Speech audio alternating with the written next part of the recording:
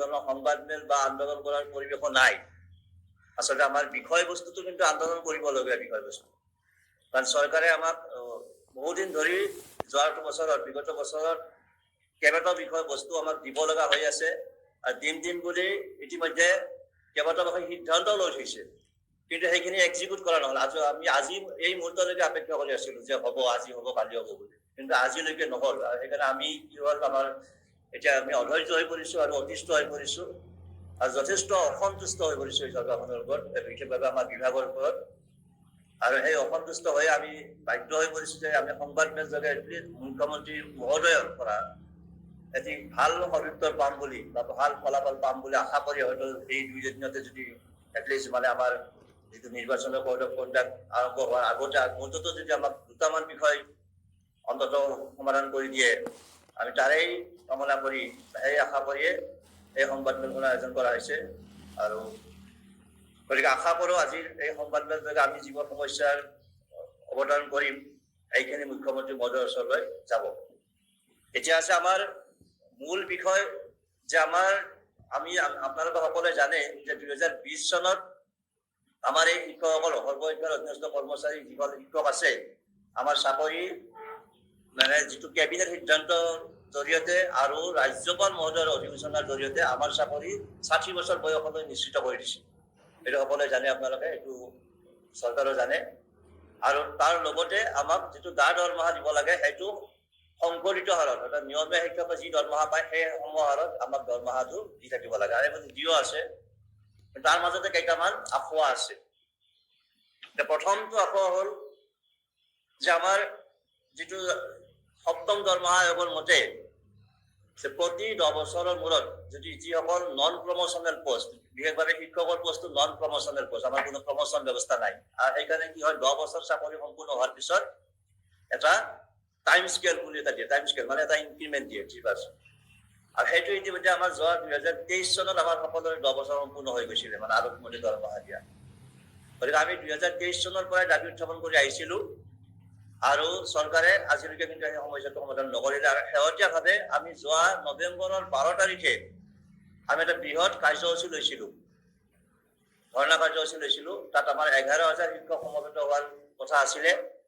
আৰু কিন্তু সেই আন্দোলনটো আমাৰ শিক্ষামন্ত্ৰী মহোদয়ে হ'বলৈ নিদিলে। শিক্ষামন্ত্ৰী মহোদয়ে হস্তক্ষেপ কৰি আমাৰ লগত আলোচনাত বহিছিল। ভাল খবৰ, আমাৰ কাৰণে ভাল। আমি যিহেতু পেছাদাৰী আন্দোলনকাৰী নহয়, আমাৰ আন্দোলন কৰাই মূল লক্ষ্য নহয়, গতিকে আলোচনাত মাতাৰ লগে লগে আমি আন্দোলন স্থগিত ৰাখি আমি আলোচনা কৰি গৈছিলো সেইদিনাখন। আৰু সেইদিনাখনে শিক্ষামন্ত্ৰী মহোদয়ে আমাক প্ৰতিশ্ৰুতি দিছিল যে আমি পুনৰ আমি আলোচনাত বহিম আৰু বহি আপোনালোকৰ এই বিষয়বিলাক, গোটেইবিলাক বিষয়, মই অকল টাইম স্কেলটোৰ কথা উল্লেখ কৰিছো, আৰু কেইটামান আছে বাৰু, আহিম এটা থাকে, এই গোটেই বিষয়কেইটা এটা সমাধান কৰিম বুলি এটা আশ্বাস দিছিল সেই মিটিঙত। তাৰ পৰৱৰ্তী পৰ্যায়ত 26 নৱেম্বৰৰ দিনাখন আমাৰ দ্বিতীয়লানি আলোচনা আছিলে। 26 নৱেম্বৰ 2025-ৰ 26 নৱেম্বৰৰ দিনাখন দ্বিতীয়লানি আলোচনা হৈছিলে। আৰু সেই আলোচনাৰ পিছ মুহূৰ্তত এটা সিদ্ধান্ত লৈছিল চৰকাৰে যে এসপ্তাহৰ ভিতৰত, মানে খুব কম দিনৰ ভিতৰত আমাৰ বিভাগৰ লগত তেওঁলোকে বহিব, বিভাগৰ যি মুৰব্বীসকলৰ লগত বহি এইটো বিষয়টো সমাধান কৰিব।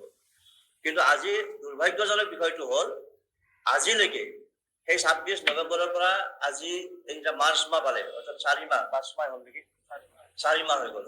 এই 4 মাহত এটা দিনো শিক্ষামন্ত্ৰী মহোদয়ে আমাৰ কাৰণে উলিয়াব নোৱাৰিলে। আৰু সেইটোত আমি যথেষ্ট হতাশ। তাৰ পিছত পৰৱৰ্তী পৰ্যায়ত আমি শিক্ষামন্ত্ৰী মহোদয় লগো কৰিছো, আমি 2 বাৰ গৈ লগ কৰিছো। আৰু যিদিনাখনে লগ কৰো সেইদিনাই আমি আজিয়ে মিটিংখন দিম, আজিয়ে হ'ব আপোনাৰ সমাধান। এই ধৰণৰ কথাবিলাক কৈ আজি এই পৰ্যায়লৈ আহিছে। গতিকে আমি যথেষ্ট অসন্তুষ্ট প্ৰকাশ কৰিছো, বিশেষভাৱে শিক্ষামন্ত্ৰী মহোদয়ৰ যিটো আমাৰ যিটো ধাৰণা, যিটো আশ্বাস দিছিল, সেই আশ্বাস একেবাৰে পূৰণ কৰিব নোৱাৰিলে, সম্পূৰ্ণৰূপে ব্যৰ্থ হৈছে। সেয়ে আমি শেহতীয়াভাৱে এই সংবাদমেলৰ জৰিয়তে মাননীয় মুখ্যমন্ত্ৰী মহোদয়ৰ হস্তক্ষেপ বিচাৰিছো, আৰু তেখেতে যাতে ইলেকশ্যনৰ আগমুহূৰ্তত এটলিষ্ট আমাক এই সুবিধাখন আমাক দিয়ে আৰু দিব বুলি আমাৰ এটা দৃঢ় বিশ্বাস আছে। তাৰ পৰৱৰ্তী পৰ্যায়ত আমাৰ আৰু কেইবাটাও বিষয় আছিলে যে যোৱা বছৰ বাজেটতে 2025-26-ৰ যিখন বাজেট, 24-25-ৰ তেতিয়াই বাজেটত উত্থাপন কৰিছিল যে কন্ট্ৰেকচুৱেলত যিমান চাকৰি কৰিছে, যিসকলৰ চাকৰি 60 বছৰলৈকে নিশ্চিতকৰণ কৰা হৈছে, তেওঁলোকক আপোন ঘৰ আৰু আপোন বাহন লোনৰ সুবিধা কৰি দিব। ডাঙৰ এটা সিদ্ধান্ত আছিল।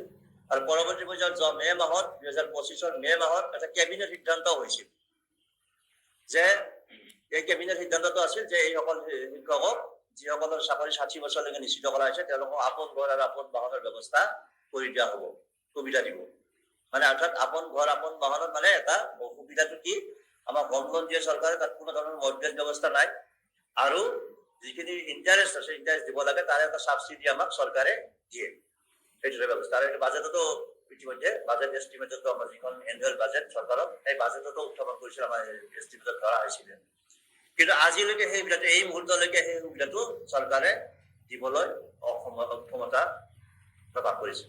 আজি আমি সেই বিষয়টো সেই 26 তাৰিখ আৰু 12 নৱেম্বৰত যিখন আলোচনা হৈছিল শিক্ষামন্ত্ৰী এই বিষয়টো উত্থাপন কৰিছিলো, আৰু শিক্ষামন্ত্ৰী মহোদয়ে কৈছে এইটো একেবাৰে সহজ বিষয়, এইটো এদিনত আমি এদিন বহিলে হৈ যাব। কিন্তু সেই দিনটো আজিলৈকে উলিয়াব পৰা নাই। গতিকে আমি যথেষ্ট অসন্তুষ্ট প্ৰকাশ কৰিছো, যথেষ্ট আমাৰ ক্ষোভ প্ৰকাশ কৰিছো। কভিড হোৱাৰ আমাৰ শিক্ষকসকল আমাৰ 11,000 শিক্ষক আছে এতিয়া, আৰু 11,000 প্ৰতিজন শিক্ষকে আমাৰ কভিড হৈ পৰিছে যে কিয় এনেকুৱা চৰকাৰে বাৰে বাৰে আমাক এটা সিদ্ধান্ত লৈ, এখন কেবিনেট সিদ্ধান্ত লৈ এই কেবিনেট সিদ্ধান্তটো এক্সিকিউট কৰিব নোৱাৰাটো বিভাগীয় মন্ত্ৰীজনৰ কাৰণে যথেষ্ট কিন্তু অক্ষমতা আৰু দুৰ্বলতাৰ পৰিচয়। এইটো আমি আজি প্ৰকাশ কৰিম। কাৰণ এটা কেবিনেট সিদ্ধান্ত হৈছে, কেবিনেট মৰ্যাদা, কেবিনেট সিদ্ধান্তৰ এটা মৰ্যাদা আছে, সেই মৰ্যাদাকো কিন্তু গুৰুত্ব দিয়া নাই। যিটো কেবিনেট সিদ্ধান্তৰ এটা কেবিনেট সিদ্ধান্ত চূড়ান্ত সিদ্ধান্ত, চৰকাৰৰ একেবাৰে চূড়ান্ত পৰ্যায়ৰ সিদ্ধান্ত, তাতকৈ ডাঙৰ সিদ্ধান্ত একোৱেই নাই, যিটো কেবিনেটৰ দ্বাৰা মানে গোটেই পৰিৱৰ্তন কৰিব পাৰি। কিন্তু সেই কেবিনেট সিদ্ধান্তকো বিভাগীয় মুৰব্বীগৰাকীয়ে, আমাৰ মাননীয় মন্ত্ৰী মহোদয়, শিক্ষামন্ত্ৰী মহোদয়ে কিন্তু কোনো ধৰণৰ উৎক্ষেপ কৰা নাই, গুৰুত্বই দিয়া নাই। গতিকে এই ক্ষেত্ৰবিলাক আমি জনালো, ৰাজহুৱাভাৱে আজি জনালো। আমি মুখ্যমন্ত্ৰী মহোদয়ক ইতিমধ্যে আমি স্মাৰকপত্ৰ দিছিলো এই বিষয়ে। গতিকে পুনৰবাৰ আমি মাননীয় মুখ্যমন্ত্ৰী মহোদয়ক আমি বৰজোৰে প্ৰাৰ্থনা কৰিছো যে তেখেতে যাতে আমাৰ এই বিষয়বিলাক হস্তক্ষেপ কৰি আমাক পুনৰ এই সুবিধাখন কৰি দিয়ে। তৃতীয়তে আছিল আমাৰ যিটো চাকৰি, আমাৰ প্ৰথম আৰম্ভণিতে আমাৰ যেতিয়া চেলাৰী ফিক্সেশ্যন হয়, আৰু ফিক্সেশ্যনত এটা এনমেলিছ আছিল আমাৰ 2013 চনতে, আৰু সেই কথাটো আমি দাবী উত্থাপন কৰি আছিলো বাৰে বাৰে। আৰু এইটোৰ কিন্তু চৰকাৰে গুৰুত্ব দিছে, নিদিয়াও নহয়, কিন্তু আমাৰ বিভাগৰ হেমাহিৰ বাবে আমাৰ কিন্তু আজিলৈকে সেইটো হৈ উঠা নাই। এইটো ইতিমধ্যে আমাৰ কেইবাটাও আলোচনা হৈছিল এই বিষয়ত, আৰু কেইবাটাও আলোচনাৰ পিছত আমাৰ মানে সৰ্বশিক্ষাৰ সমগ্ৰ শিক্ষা অভিযানৰ যিটো সঞ্চালক মহোদয়ৰ লগত আলোচনা হৈছিল, আৰু সঞ্চালক মহোদয়ে আমাৰ আলোচনাৰ অন্তত আমি যিবোৰ এনমেলিছ আছিল এই এনমেলিছ মানি লৈছিল, আৰু মানি লৈ বিত্ত বিভাগৰ অনুমোদনৰ কাৰণে সেইটো প্ৰপ'জেল এটা পঠাইছিলে। আৰু সেই বিত্ত বিভাগেও সুন্দৰভাৱে অবজাৰ্ভ কৰি আছে, অবজাৰ্ভ কৰি কেইটামান বস্তু বিচাৰিছে। যোৱা 3 জানুৱাৰী তাৰিখে পঠাইছিলে, জানুৱাৰী 3 তাৰিখে সৰ্বশিক্ষা অফিচলৈ পঠাইছিল বিত্ত বিভাগৰ পৰা এখন চিঠি যে কেইটামান বস্তু লাগে তেওঁলোকক, মানে তেওঁলোকৰ উত্তৰটো ভালদৰে দিবলৈ, মানে তেওঁলোকে যিটো পৰ্যবেক্ষণ কৰিছে তেওঁলোকৰ বস্তুটো ক্লিয়াৰ প্ৰপাৰ ক্লাৰিফিকেশ্যন দিয়াৰ কাৰণে, আৰু দুটামান জাষ্টিফিকেশ্যন বিচাৰিছিল। কিন্তু যোৱা 3 জানুৱাৰী তাৰিখৰ পৰা আজিলৈকে এই মুহূৰ্তলৈকে, মই আজিও ফোন কৰিছো অফিচত এই মাত্ৰ, এতিয়ালৈকে তেওঁলোকক উত্তৰ দিব পৰা নাই, তেওঁলোকক ৰিপ্লাইটো দিব পৰা নাই। 3 মাহ, 3 মাহ যদি এটা ৰিপ্লাই দিওঁতে, এটা বিভাগৰ এটা যদি উত্তৰ দিওঁতে এটা বিভাগত এটা কিবা বিষয়বস্তুৰ ওপৰত 3 মাহ লাগে, তেতিয়াহ'লে এই 3 মাহত আমি কি ধৰণে চাকৰি কৰিম, কি মানসিকতাৰে চাকৰি কৰিম, কি শান্তিত চাকৰি কৰিম, কি আশাৰে আৰু কি আস্থাৰে, কাৰ ওপৰত আস্থা ৰাখিম, এই কথাবিলাকে আমাক ভুগাই তুলিছে। আমি কাৰ ওপৰত আস্থা ৰাখিম? যদি বিভাগৰ চৰম IAS অফিচাৰ এজনে যদি তেনেকে 3 মাহ ধৰণৰ ৰাখি থব পাৰে, 3 মাহ ধৰণে একো কাম কৰিব নোৱাৰে, আৰু আমি আটাইতকৈ ডাঙৰ কথা আমি খবৰ কৰি আছো, আমি কিন্তু এইটো নহয় যে সংবাদমেলখন ঘপককৈ দিব আহিছো, ৰাজহুৱা কৰিছো, এইটো নহয়। আমি প্ৰতিটো সপ্তাহতে গৈ আছো, প্ৰতিটো সপ্তাহতে খবৰ কৰি আছো বিভাগৰ মুৰব্বীসকলৰ লগত।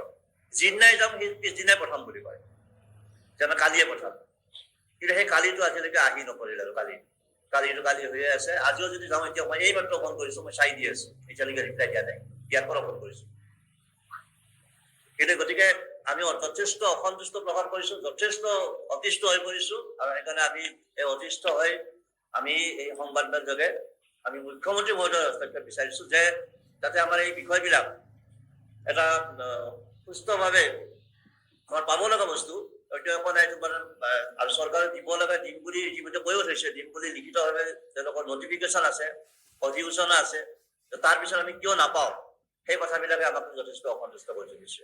যে আমি এই অসন্তুষ্টিবোৰ এটা যাতে সুস্থ মানসিকতাৰে আমি কাম কৰিব পাৰোঁ, এটা সুস্থ মানসিকতাৰে যাতে আমি বিদ্যালয় পাঠদান কৰিব পাৰোঁ, এটা ভাল বাতাবৰণ সৃষ্টি হয়, তাৰ প্ৰতি লক্ষ্য ৰাখি আমাৰ মাননীয় মুখ্যমন্ত্ৰী মহোদয়ে নিশ্চিতভাৱে এটা ভাল উচিত সিদ্ধান্ত ল'ব বুলি আমি আশা কৰিলোঁ। ইয়াৰ পিছত আৰু দুটামান বিষয় আছে। আমাৰ সাধাৰণ সম্পাদক আমাৰ কুলজিৎ ঠাকুৰীয়াই দাঙি ধৰিব আৰু আমাৰ কাৰ্যসূচী সম্পাদক হ'ব। ইতিমধ্যে আমাৰ আজিৰ সংবাদমেলৰ বিষয়বস্তুৰ বিষয়ে আমাৰ সভাপতি মহোদয়ে আপোনালোকক অৱগত কৰিছে। আজিৰ এই সংবাদমেলখন আমি এক হতাশা আৰু অসন্তুষ্টি আৰু দুখৰ সংবাদমেল বুলি অভিহিত কৰিব বিচাৰিছোঁ। আৰু এইকাৰণে বিচাৰিছোঁ যে যোৱা শাসনাধীষ্ঠ বিজেপি দলৰ যেতিয়াৰ পৰা চৰকাৰ আহিছে তেতিয়াৰ পৰা সৰ্বস্তৰৰ সকলো মানুহৰে বিকাশ হৈছে বা উন্নতি হৈছে বুলি সকলো ফালে জয়গান বৰ্তমান অসমৰ আকাশে বতাহে ভাহি পৰিছে। কিন্তু তেনে পৰিস্থিতিত যোৱা 5টা বছৰে যদি আমি সৰ্বশিক্ষাৰ অধীনত কৰ্মৰত প্ৰাথমিক দায়িত্বশীল শিক্ষকসকলৰ কথা কওঁ, তেনেহ'লে যোৱা 5টা বছৰে কিন্তু আমাৰ কাৰণে যিখিনি সুবিধা লিখিত ৰূপত দিছিল, সেই লিখিত ৰূপত দিয়া সুবিধাখিনি আমি কাৰ্যত লাভ নকৰিলোঁ, যাৰ কাৰণে আজিৰ তাৰিখত আমি যথেষ্ট দুখিত, যথেষ্ট অসন্তুষ্ট। আৰু আপোনালোক সকলোৱে আচৰিত হ'ব যে স্বয়ং মুখ্যমন্ত্ৰী মহোদয়ে 2023 চনৰ 7 ডিচেম্বৰ তাৰিখে আমাৰ লগত এক অন্তৰংগ আলাপ অনুষ্ঠানত মিলিত হৈছিল। দিছপুৰৰ যিটো প্ৰেক্ষাগৃহ আছে PWDৰ, তাতে আমাৰ লগত মিলিত হৈছিল। আৰু সেই আলোচনাৰ দিনাখন মুখ্যমন্ত্ৰী মহোদয়ে মাননীয় শিক্ষামন্ত্ৰী মহোদয়ৰ লগতে বিদ্যালয় শিক্ষা বিভাগৰ প্ৰত্যেকজন উচ্চপদস্থ বিষয়াৰ সন্মুখত আমাক প্ৰতিশ্ৰুতি দিছিল যে আপোনালোকৰ যিখিনি পাব লগা আছে আপোনালোকে নিয়মীয়া শিক্ষক কৰ্মচাৰীৰ নিচিনা সকলো সুবিধা পাব, আৰু অতিৰিক্তভাৱেও যদি কিবা দিবলগীয়া হয় তেনেহ'লে এই বিষয়ে মই চিন্তা কৰিম বুলি আমাৰ সন্মুখত প্ৰতিশ্ৰুতি দিছিল। কিন্তু সেই প্ৰতিশ্ৰুতিকো এক প্ৰকাৰ বিভাগীয়ভাৱে মানে মুখ্যমন্ত্ৰী মহোদয়ৰ প্ৰতিশ্ৰুতিকো যেন আওকাণ কৰা হৈছে আৰু আমাক যেন কিছু প্ৰকাৰে হ'লেও মাহিয়াৰ দৃষ্টিৰে এই বিদ্যালয় শিক্ষা বিভাগে চাই আছে, আমাৰ তেনেকুৱা অনুভৱ হৈছে। আপোনালোকে জানি আচৰিত হ'ব যে 2013 চনতে ৰৈ যোৱা এটা মাত্ৰ প্ৰাৰম্ভিক দৰমহাৰ আখোৱা এটা আজি 2026 তাৰিখৰ মাৰ্চ মাহৰ 9 তাৰিখলৈকে শুধৰণি। মানে এটা বিভাগৰ কাম কৰাৰ যিটো গতি, সেই গতিটো কিমান তেওঁলোকে গতিশীল অৱস্থাত আছে সেয়া আপোনালোকে কল্পনা কৰক। আমাৰ যিটো টাইম স্কেলৰ সুবিধা 2024 চনৰ 1 জানুৱাৰী তাৰিখৰ পৰা আমি পাব লাগিছিল, কিন্তু 2024 চনৰ 1 জানুৱাৰীৰ পৰিৱৰ্তে আজি 2026 চনৰ 9 মাৰ্চ তাৰিখলৈকে কিন্তু সেই সুবিধাটো কাৰ্যত আমাক প্ৰদান কৰিব পৰা নাই।